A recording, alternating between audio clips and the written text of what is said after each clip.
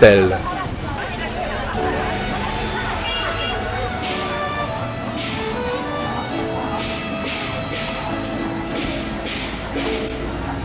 Et c'est précisément parce que nous sommes dimanche que ce parc d'ordinaire si calme se transforme aujourd'hui en une sorte de grand espace voué au défoulement de tout un chacun.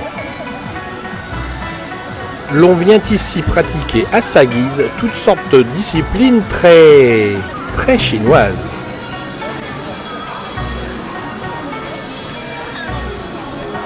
Le tai chi, les arts martiaux, la danse, la musique, la chorale et bien d'autres choses encore sont pratiquées soit en groupe, soit en solo, le tout avec sérieux et application.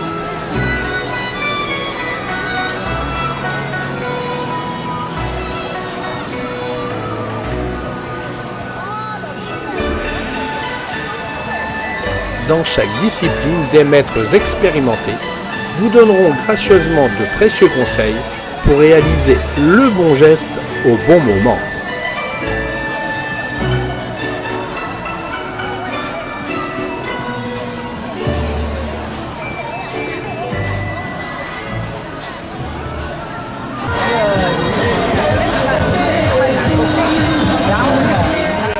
Dans toute la Chine, la danse est la discipline reine. Partout, sur les places publiques, dans les squares, dans les parcs, le matin, le soir, tous les jours on danse. Il est à remarquer que les pas sont tous bien codifiés et que cette chorégraphie ressemble plus à des mouvements d'ensemble qu'à de la danse de salon.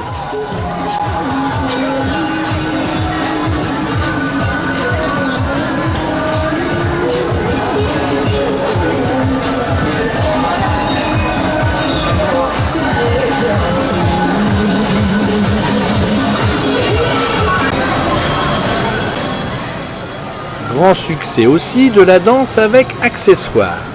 Ici, la danse du fanion.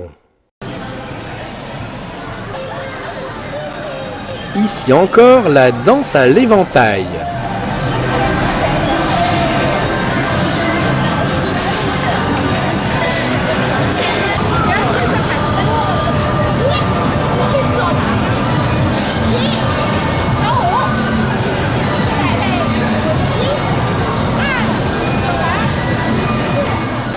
On peut aussi jouer au badminton.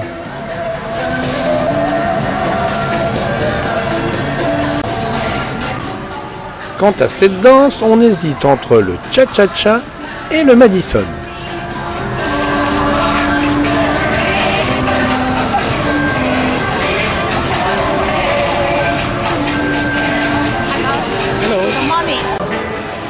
Nous sommes ici dans le coin des sportifs. Ça transpire, ça transpire.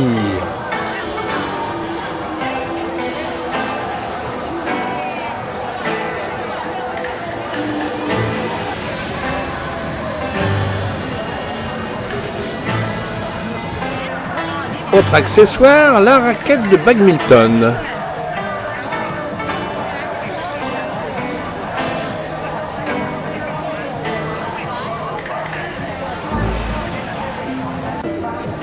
Là c'est sûr, on ne peut pas se tromper, c'est du cha-cha-cha.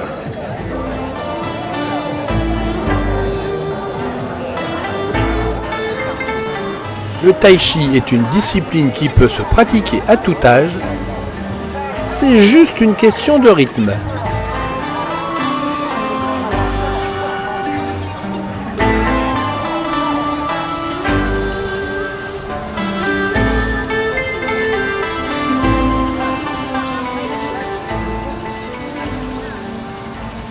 Quant à la musique, c'est chacun pour soi. Chacun vient avec sa propre partition.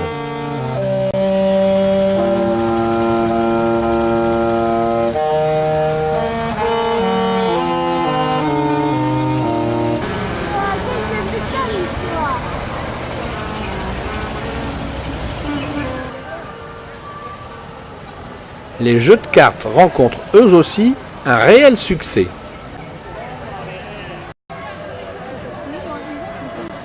La calligraphie, tout un art. Les plus anciens l'enseignent aux plus jeunes.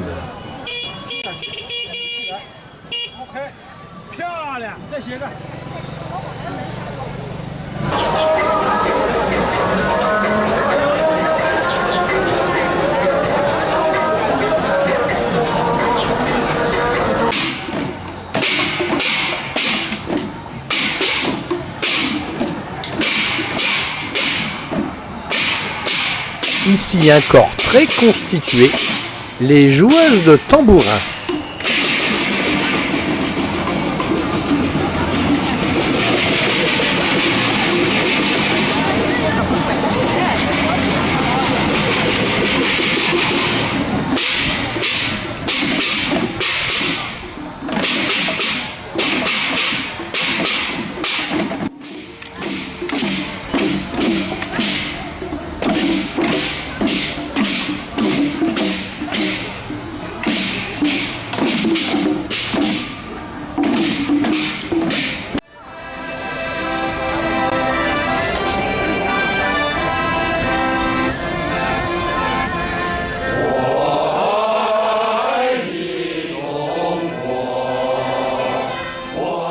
Mais le top du top, ceux qui remportent le plus de participants, ce sont quand même les chorales.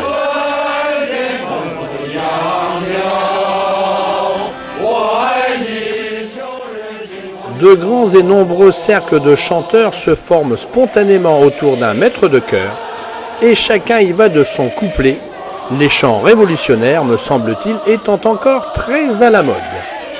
Nostalgie, nostalgie.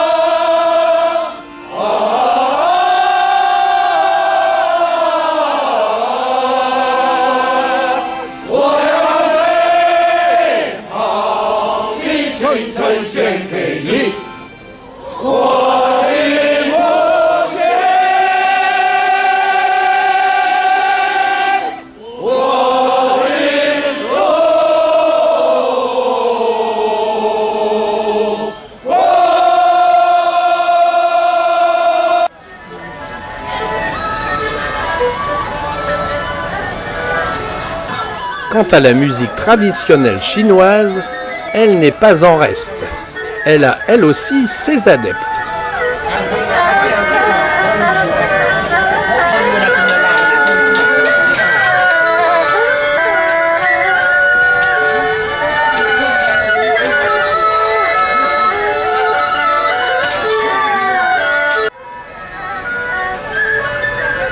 Mais dans ce parc de loisirs, les petits Shanghaïens ont eux aussi droit de citer.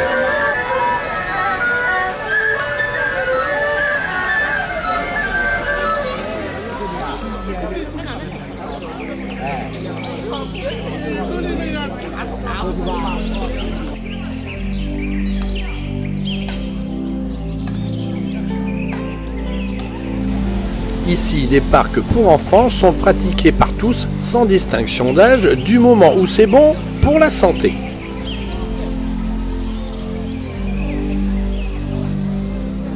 Et pour finir, faisons dans la grande tradition chinoise avec un air de l'opéra de Pékin.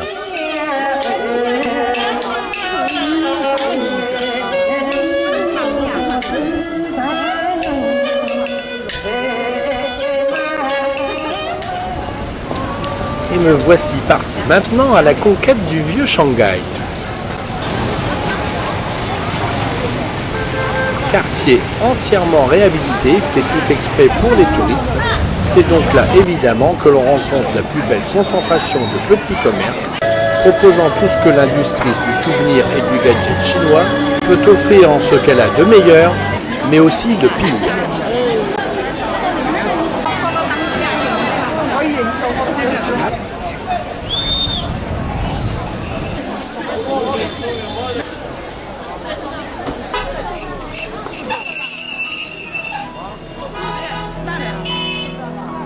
Nous sommes le 1er mai et même si presque tous les Chinois travaillent aujourd'hui, c'est noir de monde. Pas évident du tout de mettre un pied devant l'autre pour pouvoir avancer. C'est bien sûr le style ancien des maisons avec ses toitures de tuiles en céramique et son architecture de bois peinte en rouge qui nous plonge dans une Chine des siècles passés. Même si Expo 2010 oblige, des slogans bien actuels s'étalent un peu partout sur les façades.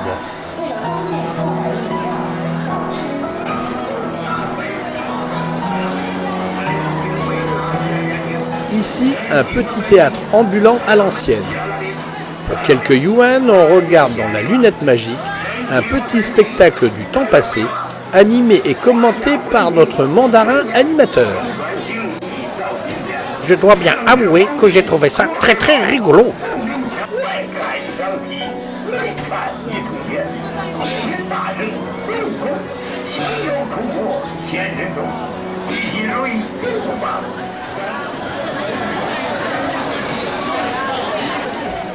Moi, la foule, ça m'impressionne. Je préfère me réfugier dans un lieu bien plus calme.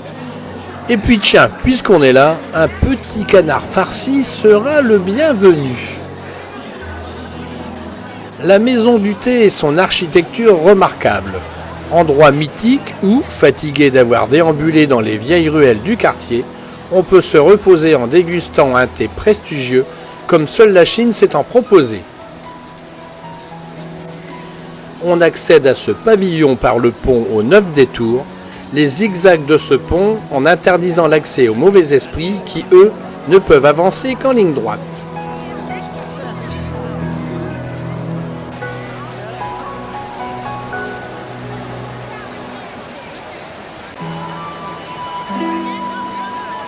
Le pont aux 9 détours mène aussi au jardin de You. C'est le plus visité de Shanghai et aussi l'un des plus beaux de toute la Chine.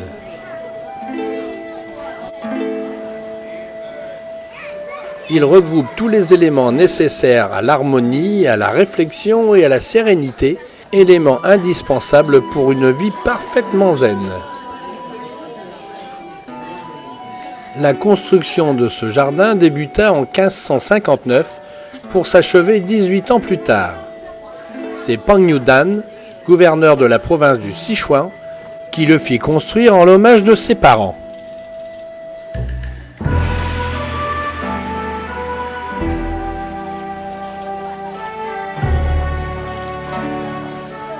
De nombreux pavillons aux noms évocateurs agrémentent ce jardin. On y trouve le pavillon aux 1000 fleurs, le pavillon de la magnificence, le pavillon du regard silencieux, le pavillon pour admirer les poissons folâtrés, le pavillon de la rocaille, mais aussi la chambre pour apercevoir la lune, ou bien encore le salon de la tendresse.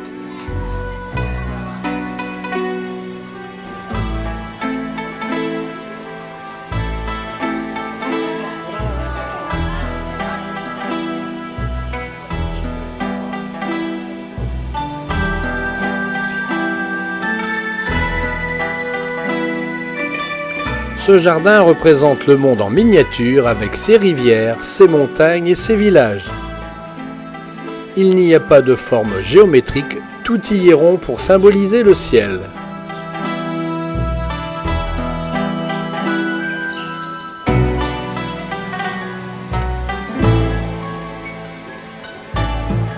Tous les sentiers forment un labyrinthe qui envoûte les visiteurs. Les portes sont circulaires, il n'y a pas de panorama sur l'ensemble du parc. Tout y est confiné pour se couper du monde réel.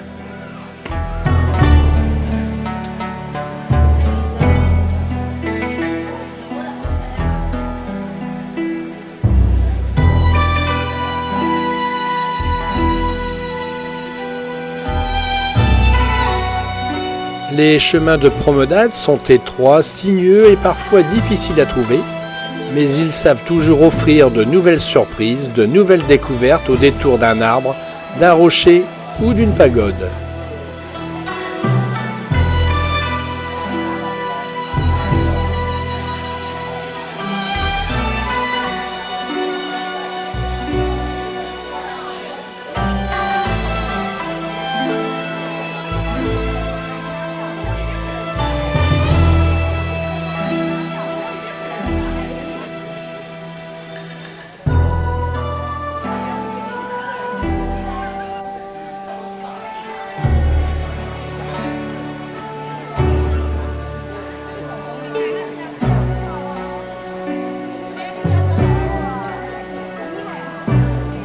Les différents espaces du jardin sont séparés par des murs dragons ondulants, chers aux bestiaires chinois, avec des dorsales de tuiles grises.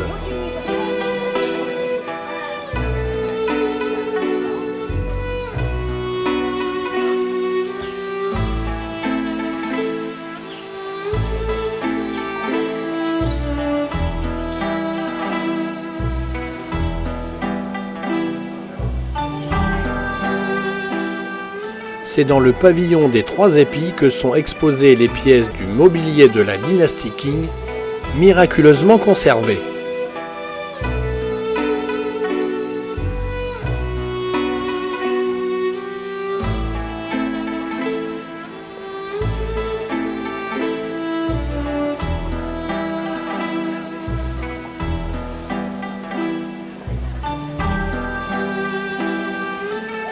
Vers le pavillon des rocailles, des pièces d'eau accueillent de très belles collections de koi, fameux poissons rouges qui, en Asie, sont très appréciés.